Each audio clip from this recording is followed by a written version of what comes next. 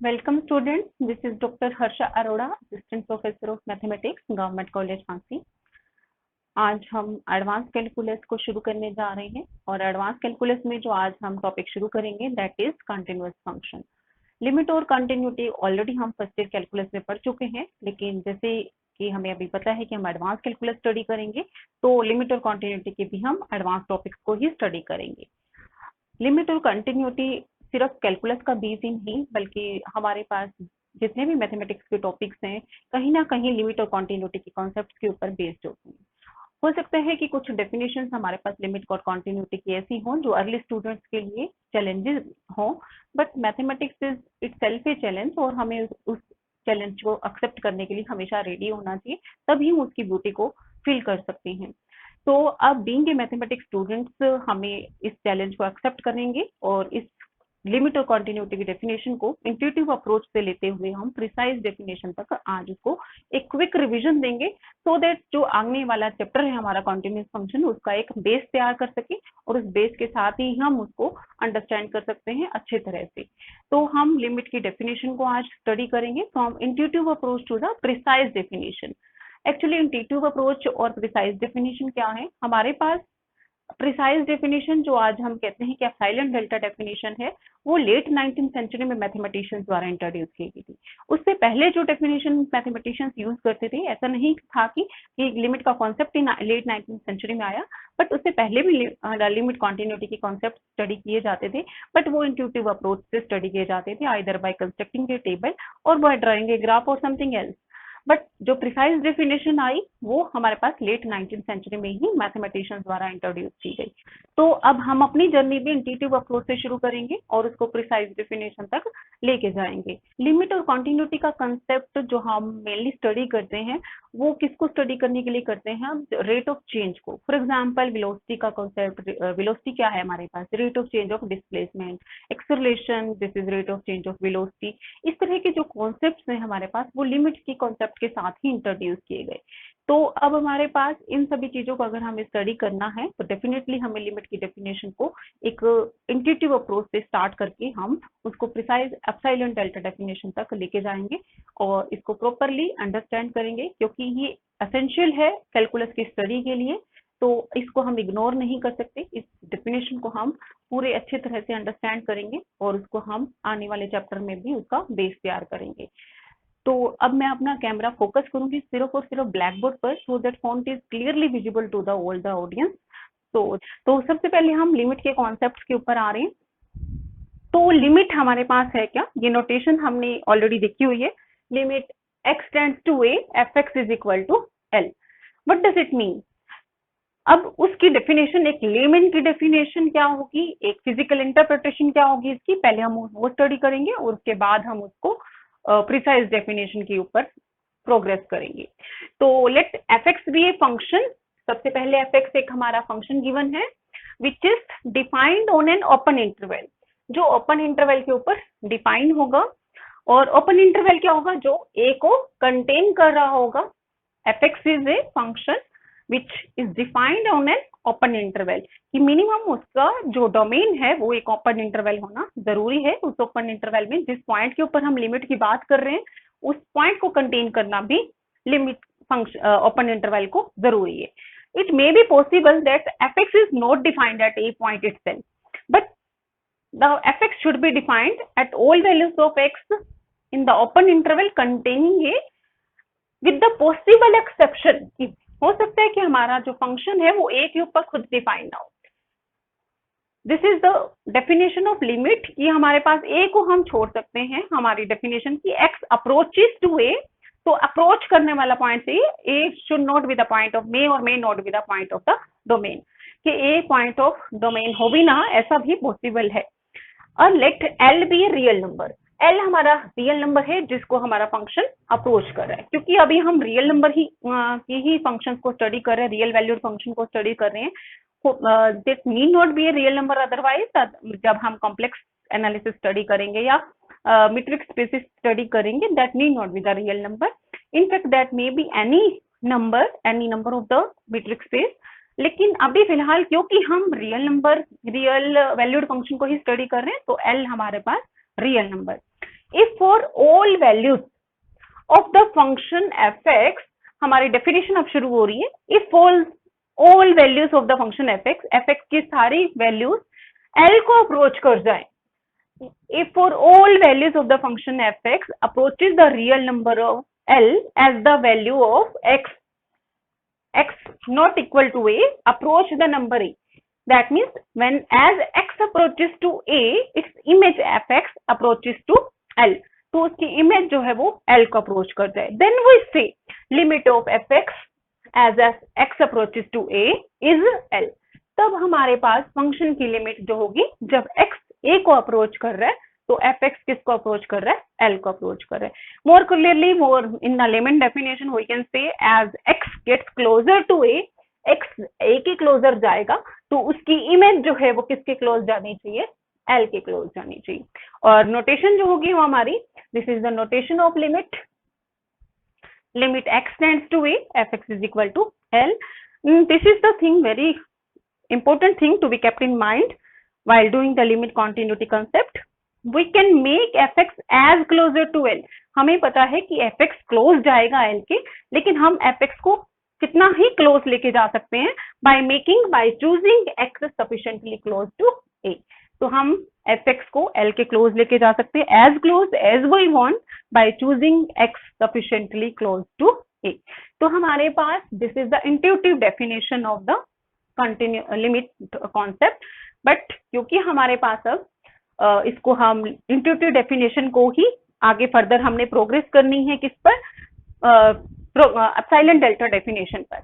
तो हमारे पास intuitive definition में हम दो अप्रोचेस लेके चलेंगे। First is constructing a table, जो अर्ली मैथमेटिशियंस हमारे यूज करते थे लिमिट के कॉन्सेप्ट के साथ, और दूसरा ड्रॉइंग ए ग्राफ। तो हमारे पास first is constructing a table and second is drawing a graph.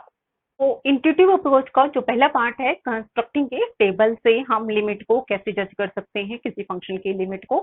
तो हमारे पास हमारे डेफिनेशन में है as x approaches to a f x should approach to l, then limit is going to exist. Now there are two ways for approaching to the point ए।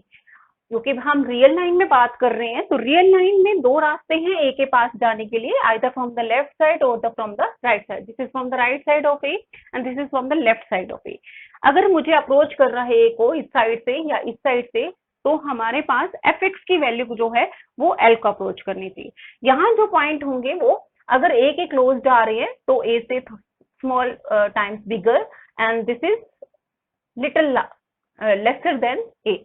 तो हमारे पास function, अगर हमारे पास x tends to a, F X की value l है, तो हमारे पास इस तरह से कि अगर a में this is the point, this is near to a and this is the value f of a.01, this is further a minus 0.01, this is suppose a, this is the point a minus 0.1 and this is the point a plus 0.1. We are getting closer to a. Closer to a means we are decreasing this distance. A minus 0.01, then we are calculating a minus 0.01 and then we are calculating 0.01, we are calculating a minus 0.01. Similarly, we are here x f(x), this is a plus 0.1, f of a plus 0.1, a plus 0.01. We are getting closer to a from this side also. A plus 0.01, f of a plus 0.01. So we are constructing a table. If these columns having the values approaching to a, this values from the right side of approaching to a, this is the column where values of x approaching to a from the left side, and these are the columns if these two columns are approaching to the single value, and the single value, that common value is L, then we say the limit is going to exist. If these two columns are approaching to the single number L, then we say fx is approaching to L, limit of fx is L as x tends to a. This is the way of constructing a table which the early mathematicians used when there was no precise definition means early epsilon delta definition of And for example, we are taking some function of this kind. We have this function x minus 1. This is simple function x minus 1. We are limit x tends to 1, fx is 0. So by constructing a table, we can see here that whenever x tends to 1 from the left side or from the right side, fx tends to 0. So we are constructing a table. We are constructing the points. We are taking the points from the left side of this is 1 minus 0.01, 1 minus 0.001 and so on. इसी तरह से हम right side में भी करेंगे x fx. This is the point in the right side of 1. We are approaching to 1 from the right side, and this is the value of the function at this point. This is 0.9, and this is 0.99 approaching to 1, and this is the point 1.1, 1.11, 1.01, this is 1.001. So fx की value इस point पर x minus 1, that means 0.9 minus 1, that is minus का 0.1. This is again equal to minus का 0.01. This is again minus का 0.001. fx is here x minus 1. तो अगर x मेरा 0.9 है तो this is 0.9 minus 1 and 0.9 minus 1 is minus का 0.1. Same इसी तरह से. Now we can see these are the values approaching to 0. Now we are coming to this side. fx is x minus 1, x is 1.1, then 1.1 minus 1 is 0.1, 1.1 this is 0.01, this is 0.001. So this column is also approaching to 0 as we are getting closer to a 1, and this column is also approaching to 0 as we are approaching to x from the 1 from the left side. तो अगर ये column single value को approach कर रहे हैं, then we say the function is approaching to the limit L as x tends to A. A is here 1 and L is here 0.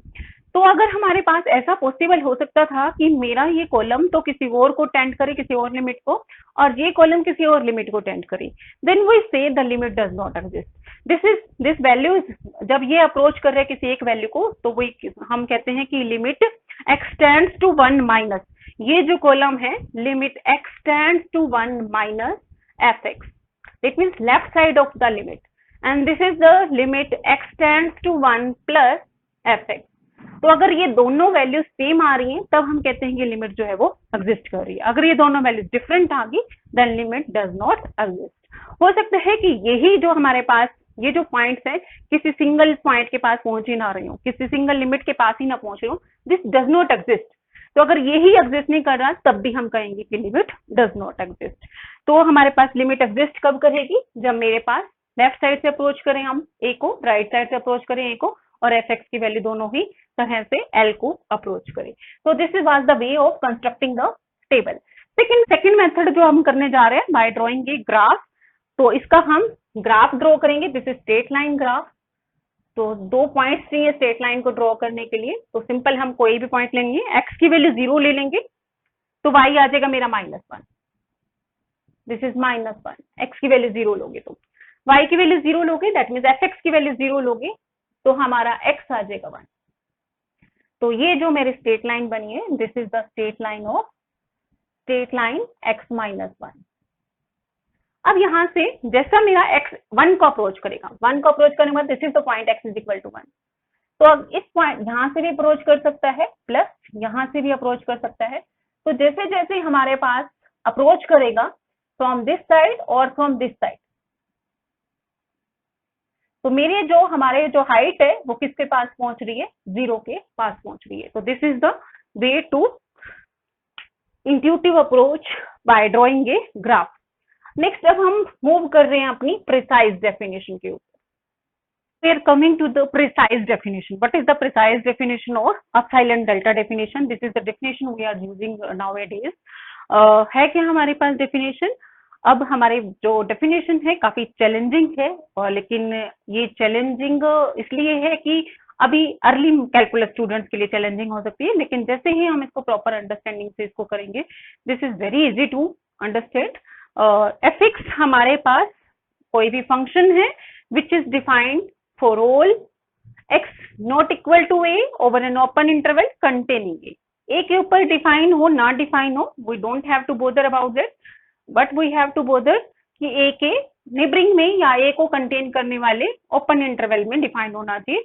The function is behaving at point A, we don't have to bother about that. It may be possible that the function is not defined at A and the f की value अगर A के ऊपर defined भी है, वो L के आसपास है नहीं है, that doesn't bother about that. We don't bother about it.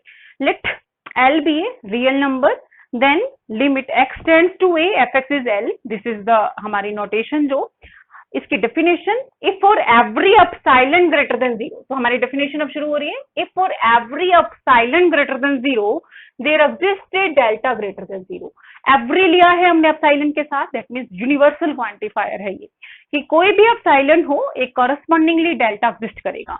हमने एप्सिलॉन की वैल्यू 1/2 चूज करी तो डेल्टा कुछ और आ जाएगा, एप्सिलॉन कुछ और 1/3 चूज किया या कुछ और नंबर भी, any number which is positive, we have chosen epsilon and there exists a delta corresponding to every epsilon. There exists a delta, that means delta depends upon the epsilon, such that for every epsilon there is delta, such that whenever x belonging to this interval a minus delta to a plus delta, x is not equal to a, in this interval a is also there, but we are bothering about the interval which is contain a, but we are taking the point which is not equal to a. तो x हमारे पास a minus delta और a plus delta के बीच में होगा, तब उसकी image किस में होगी, l माइनस एप्सिलॉन और l प्लस एप्सिलॉन के बीच में।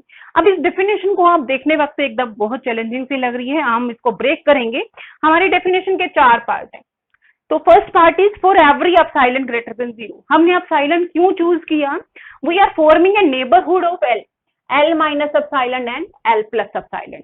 We have chosen an epsilon and forming an interval L minus epsilon to L plus epsilon. This is L plus epsilon and this is L minus epsilon. This is the length epsilon. तो हमारे पास ये दो लाइनें हमने construct कर दी, it means we have chosen L minus epsilon and this is the straight line parallel to x axis. तो y is equal to L plus epsilon. This is y is equal to L minus epsilon. तो हमारे पास for every epsilon, इनके epsilon हमने arbitrary choose किया है, that means हमने एक arbitrary neighbourhood बनाया है किसका, एल का। इस तरह से हमने नेबरहुड बनाया। तो अगर हम ये नेबरहुड चूज कर रहे हैं, कोई भी neighbourhood, there must exist some delta greater than zero. तो अगर हम एल का नेबरहुड चूज कर रहे हैं तो हमारे पास करस्पॉन्डिंगली ए का नेबरहुड आना चाहिए। तो एल का नेबरहुड हमने चूज किया तो हमारे पास एल का नेबरहुड जरूर मिलेगा, L का नेबरहुड मिलेगा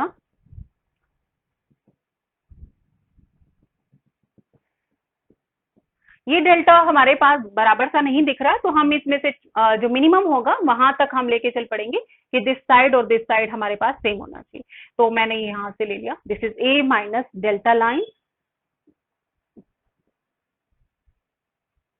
and this is a plus delta line.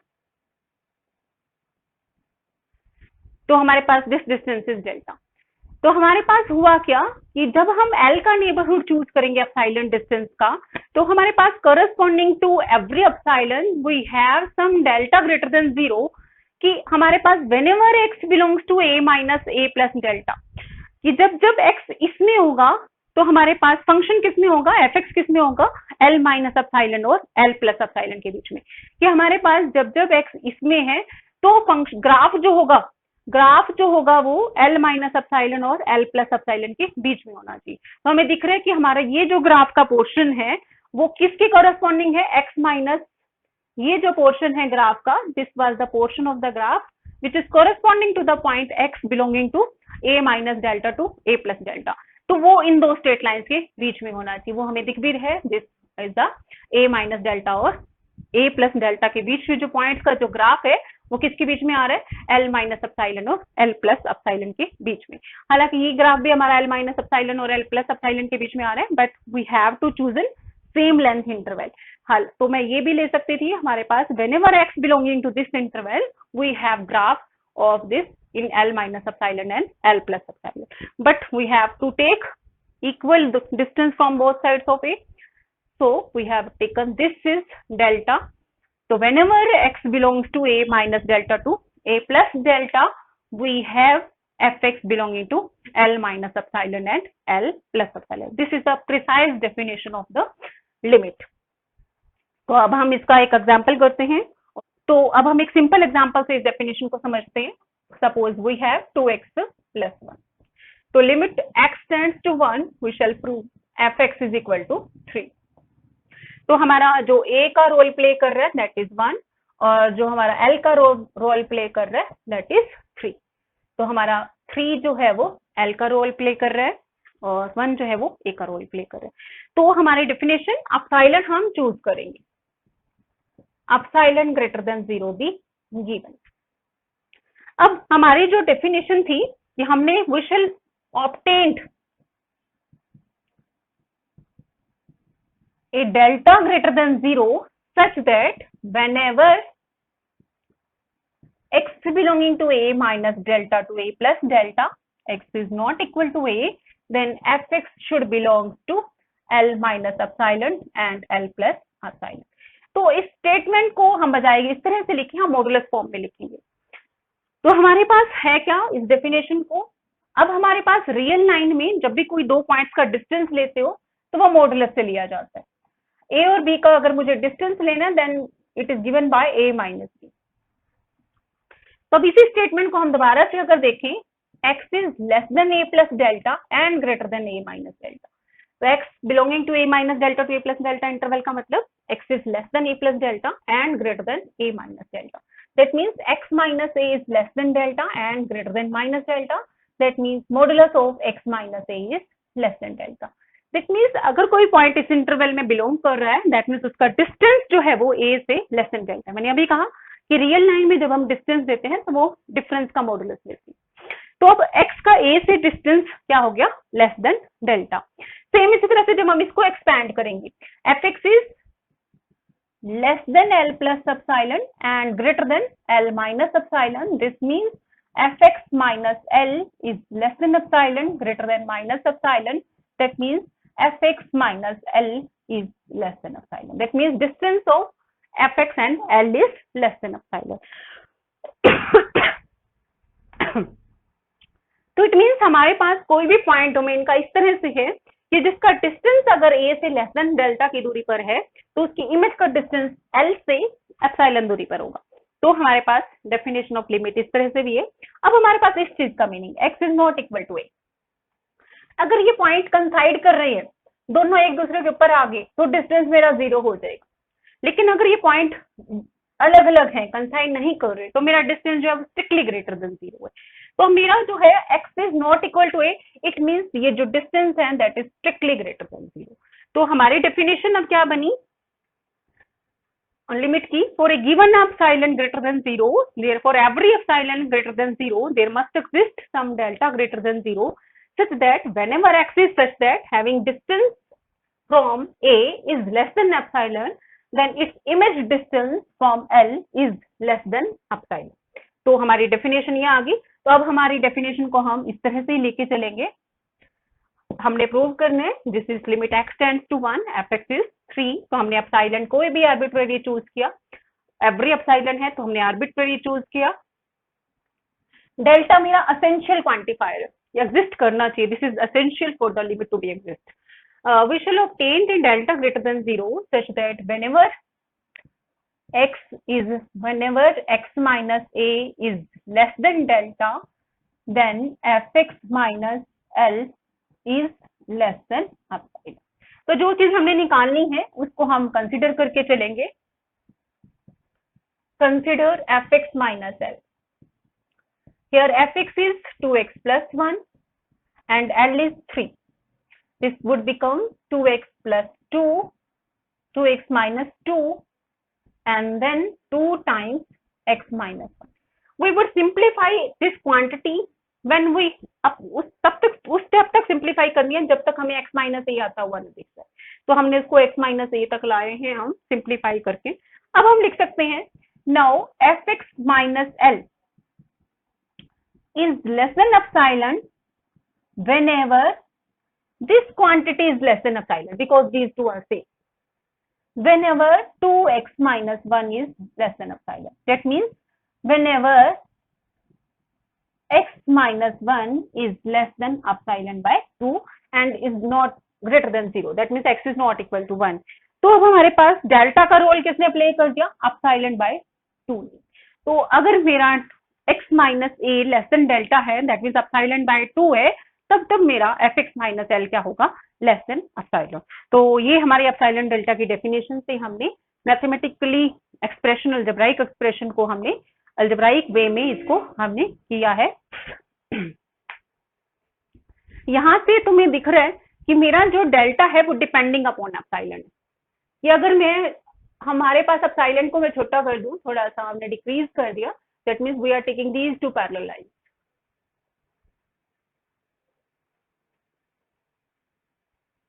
तो मेरा क्या ग्राफ का जो पोर्शन है, कितना ग्राफ का पोर्शन इस दो ब्लैक लाइंस के बीच में, हॉरिजॉन्टल ब्लैक लाइंस के बीच में, तो वो जो पोर्शन है वो ऑफ कोर्स वो पोर्शन कम हो गया मेरे पास. This is the portion which is in these two black. तो हमारे पास जो डेल्टा का रोल प्ले करेगा वो भी हमारे पास कोरस्पॉन्डिंगली कम हो जाएगा. तो डेल्टा जो है वो मेरा एप्सिलॉन के ऊपर डिपेंड कर रहा है. अब now there are few important things to remember while doing the limit continuity question, and we have to use sometimes it most frequently in the theorem में जब हम इसको यूज करते हैं. तो वो क्या चीजें हैं? सपोज हमारे पास एक डेल्टा निकल गया है एप्सिलॉन लेस देन 1 के लिए, कि हमने एक एप्सिलॉन, हमारे पास एप्सिलॉन एक यूनिवर्सल क्वांटिफायर है कि हर एप्सिलॉन के करस्पॉन्डिंग हमें डेल्टा मिलना चाहिए. लेकिन हमने कहा कि जब जब एप्सिलॉन लेस देन 1 है तब हमें डेल्टा मिल रहा है. Suppose we have obtained delta greater than 0 for any epsilon less than 1. लेकिन क्या हमारी लिमिट की डेफिनेशन क्या होल्ड कर पाएगी इन दैट केस? फिर से हमारे पास अगर ये डेल्टा लेस देन 1 के लिए एग्जिस्ट कर रहा है तो यही डेल्टा वर्क करेगा epsilon greater than equal to 1 के लिए. इट मींस हमारी लिमिट की डेफिनेशन फिर से एग्जिस्ट करेगी for all epsilon, for every epsilon greater than 0. किस तरह से पॉसिबल होगा वो हम ग्राफिकली देखते हैं. तो पहले इसका मीनिंग कि अगर कोई हमें एप्सिलॉन के ऊपर रिस्ट्रिक्शन लगानी है, that need not, should not, may और may not be equal to 1. This is the just example to show that कि अगर हमारे एप्सिलॉन लेस देन 1 के लिए कोई डेल्टा मिल रहा है तो वही delta epsilon greater than equal to 1 के लिए भी काम करेगा. यहाँ मेरा अपर बाउंड एप्सिलॉन का कोई भी हो सकता है. इट मींस अगर मैं सपोज हमारे पास this epsilon is less than 1, we have obtained this delta. तो अगर मेरा एप्सिलॉन ग्रेटर देन 1 है, दैट मींस मैं ये इंटरवल बढ़ा रही हूँ. This is L plus epsilon dash which is greater then, this is L minus epsilon dash. Epsilon dash is a quantity that is greater than 1. तो हमारे पास ये straight lines बनी. तब हमारे पास जो डेल्टा है, सेम डेल्टा फिर से काम करेगा कि whenever x belonging to this, कि इस पोर्शन का जो ग्राफ है, इन दो स्ट्रेट लाइंस के जो बीच का ग्राफ है, वो कौन सा ग्राफ है? ये वाला ग्राफ है. ये जो ग्राफ आ रहा है क्या इन दो ब्लू लाइंस के बीच में है? वो जो ग्राफ था हमारा ब्लू लाइन, ये जो ब्लू लाइन से हमने ड्रॉ किया है वो इन दो ब्लैक लाइंस के बीच में भी था और इन दो ब्लू लाइंस के बीच में भी है. इट मींस हमारे पास जो इस वाली रेंज का जो ग्राफ है वो इस बड़े वाली रेंज में भी है. अगर वो छोटी रेंज में है तो ऑफ कोर्स वो बड़ी रेंज में भी है. इट मींस ये जो डेल्टा काम कर रहा था इस एप्सिलॉन के लिए, वही डेल्टा मेरा काम करेगा इस बड़ी रेंज के लिए भी. तो अगर मेरे पास एप्सिलॉन के ऊपर मुझे कंडीशन लगानी पड़ जाए, sometimes we have to impose condition on epsilon. So suppose we are approaching to a stage where we are getting the delta is like this, delta is 1 minus k root epsilon. तो हमारे पास epsilon less than 1 होगा तभी मेरा delta positive आएगा, real number आएगा, otherwise नहीं आएगा. तो हमारे पास, तो अगर डेल्टा ये भी आ रहा है तो हम एप्सिलॉन लेस देन 1 ले लेंगे और वो डेल्टा मेरा वर्क करेगा. लेकिन अगर मेरा डेल्टा एप्सिलॉन लेस देन 1 के लिए वर्क कर रहा है तो मेरा same delta epsilon greater than equal to 1 के लिए भी वर्क करेगा. अब साथ में इसे यहाँ पर आते हैं. अब सेकंड कंडीशन इधर कि अगर मेरे पास कोई भी एप्सिलॉन हमने चूज कर लिया, arbitrary epsilon, and we have obtained a delta greater than 0, कि मुझे इस एप्सिलॉन के करस्पॉन्डिंग डेल्टा मिल चुका है. तो एक स्मॉलर डेल्टा जो डेल्टा से छोटा है, ओरिजिनल डेल्टा जो इसके करस्पॉन्डिंग आया है उस डेल्टा से छोटा है, तो वो भी इस एप्सिलॉन के लिए वर्क करेगा कि whenever x belonging to a minus delta dash to अब हमारे पास मैंने एक डेल्टा डैश सिंबल लिया जो डेल्टा से छोटा है, this is a minus delta dash, this is a minus delta dash, A plus delta dash. तो इस रेंज का जो ग्राफ आएगा, जो इस रेंज में जो ग्राफ आएगा वो भी किसके बीच में आएगा, इस L माइनस एप्सिलॉन और L प्लस एप्सिलॉन के बीच में। तो हमारे पास हुआ क्या कि मैं एप्सिलॉन की रेंज को तो बढ़ा सकती हूँ और डेल्टा की रेंज को छोटा कर सकती हूँ। हमारी definition as it is work करेगी जैसे पहले करनी थी। तो हमारे पास ये जो दोनों चीजें हैं काफी इंपॉर्टेंट है, जब हम थ्योरम्स के ऊपर जाएंगे तो हमें ध्यान रखना है इन चीजों को। Now we explore the limit does not exist का क्या मीनिंग होगा, कि अगर कोई लिमिट एग्जिस्ट नहीं कर रही तो मैथमेटिकली अगर हम जैसे कंस्ट्रक्टिंग टेबल से हमने देखा था कि लेफ्ट कॉलम किसी और वैल्यू को अप्रोच कर रहा हो, राइट कॉलम किसी और वैल्यू को अप्रोच कर रहा हो, तो लिमिट ये दोनों साइड से लिमिट अलग अलग आ रही है तो लिमिट डज नॉट एग्जिस्ट। तो अगर हम इसकी डेफिनेशन को साइलेंट डेल्टा डेफिनेशन के साथ देखें तो उसकी निगेशन स्टेटमेंट क्या होगी, इसके अपोजिट स्टेटमेंट क्या होगी लिमिट एग्जिस्ट की। लिमिट एग्जिस्ट की डेफिनेशन क्या कह रही थी कि for every epsilon greater than 0 there must exist some delta greater than 0 satisfying this condition, कि whenever x belonging to, for all x satisfying this condition its image satisfies this condition। now opposite के ऊपर, now यहाँ पर जो था मेरा epsilon, हर epsilon के corresponding मेरा ये काम हो रहा था। तो जब हम निगेशन के ऊपर आते तो इट मीन्स किसी एक एप्सिलॉन के ऊपर मेरा काम होना बंद हो गया। तो इट मीन्स फॉर एवरेज से हम किसी एक पर पहुंच गए। तो इट मीन्स हमारे पास यहाँ तो यूनिवर्सल क्वांटिफायर बना था, लेकिन जब हम निगेशन पे आते हैं तो एक असेंशियल क्वांटिफायर पे पहुंच गए कि एक असेंशियली हमारे पास एक एप्सिलॉन जरूर मिलेगा जिसके लिए मेरा काम होना डेफिनेशन जो है होल्ड करनी बंद कर दी। तो जब हम लिमिट एग्जिस्ट कर रही है for every universal quantifier changes to essential quantifier, there must exist some at least one epsilon greater than 0 for which this is not going to hold। तो हमारे पास there exists some epsilon greater than 0 such that, अब यहाँ पर there exists some delta greater than 0, यहाँ पर कोई एक epsilon तो ऐसा मिलेगा जिसके लिए कोई डेल्टा आ ही नहीं रहा, दैट मीन सारे डेल्टा फेल हो चुके हैं हमारे पास। यहाँ पर तो हर एप्सिलॉन के करस्पॉन्डिंग एक डेल्टा आना चाहिए, यहाँ पर निगेशन में क्या आ जाएगा, किसी एक एप्सिलॉन की करस्पॉन्डिंग मेरे सारे डेल्टा फेल हो चुके हैं। तो यहाँ जो हमारा एसेंशियल क्वांटिफायर था वो यूनिवर्सल में चेंज हो गया। For there exist some epsilon greater than 0 such that for every delta greater than 0 we are not having this condition। For every delta greater than 0 ये हमारे पास यहाँ पर फिर से कि whenever x belonging to a minus delta to a plus delta, that means for all x belonging to this condition we have fx belonging to this condition। तो फिर से यहाँ पर for all x था कि for all x belonging to this condition there must exist some x belonging to this condition we have fx minus l not less than epsilon, that is fx minus l क्या होगा, greater than equal to epsilon। this is the negation statement। ध्यान से हमने देखना है कि जब हमारा यूनिवर्सल क्वांटिफायर है निगेशन स्टेटमेंट में वो असेंशियल क्वांटिफायर में चेंज हो जाता है। मेन जो हम इसको ध्यान रखना है कि हमारे हर एप्सिलॉन के करस्पॉन्डिंग ये कंडीशन सेटिस्फाइड हो रही थी, इट मींस मेरे किसी एक एप्सिलॉन के करस्पॉन्डिंग कंडीशन सेटिस्फाइड होनी बंद हो गई है। किसी एक एप्सिलॉन के करस्पॉन्डिंग मुझे कोई डेल्टा मिल ही नहीं रहा जो इस कंडीशन को सेटिस्फाई करे, दैट मींस हर डेल्टा मेरा इससे अपोजिट स्टेटमेंट को सेटिस्फाई करे। हर डेल्टा अपोजिट स्टेटमेंट क्या होगी कि यहाँ पर मेरा एवरी एक्स था belonging to a minus to a delta to a plus delta, यहाँ से कम एक x satisfying a minus delta to a plus delta, its image distance from l is not less than epsilon, that is f x minus l is greater than equal to epsilon. तो जब हमें negation statement prove निकालनी होती है कि limit does not exist, तो हमें कम से कम एक एप्सिलॉन निकाल के दिखाना है जिसमें मेरा कोई भी डेल्टा इस कंडीशन को सेटिस्फाई नहीं करता।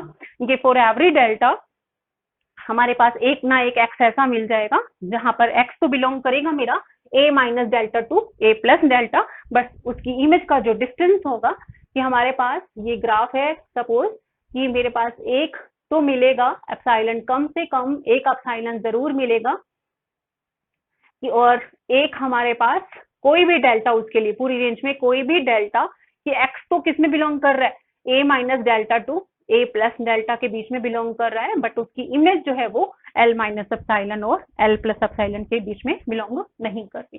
तो this is the negation statement. तो आज के लिए हम इतना ही करेंगे। हमने निगेशन स्टेटमेंट का भी काफी यूज करना है आगे थ्योरम्स में, तो इसलिए निगेशन स्टेटमेंट को ध्यान से देखा है। और इसके साथ ही मैं चाहूंगी कि तुम रेफरेंस बुक्स भी स्टडी करो, बजाय कि हम टेक्स्ट बुक को स्टडी करें सिर्फ।